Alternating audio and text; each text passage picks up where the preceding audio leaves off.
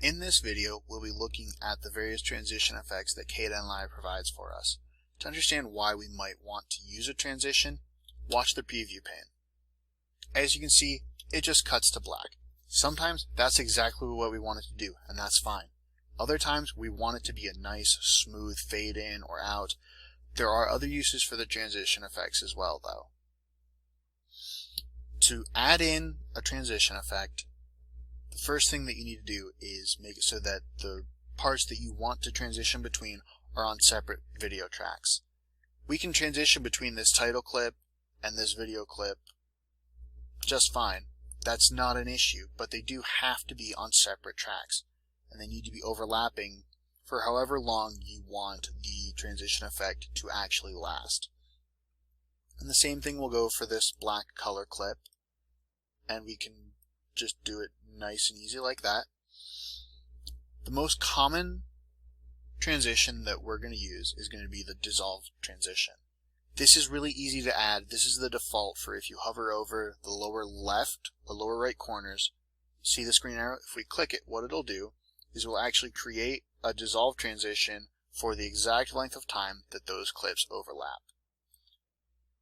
So to see what that looks like, just watch the preview pane. It's just a nice, simple, fade out, fade in sort of transition. There are a number of other transition effects available. To see them, all you need to do is right click the top clip, go to add transition. For those of you who are familiar with image manipulation or photo editing, a lot of these are going to look very familiar, and they do work almost identically to their image manipulation counterparts. In this case, I want to use the multiply effect, so we'll just click that. It'll automatically create it for the exact length of time of the overlap, and we'll just start it playing.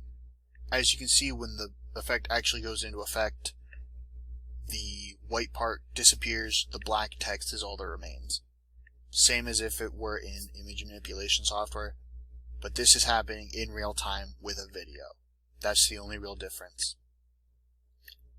As you saw, there are quite a few different effects available in Kdenlive for the transitions.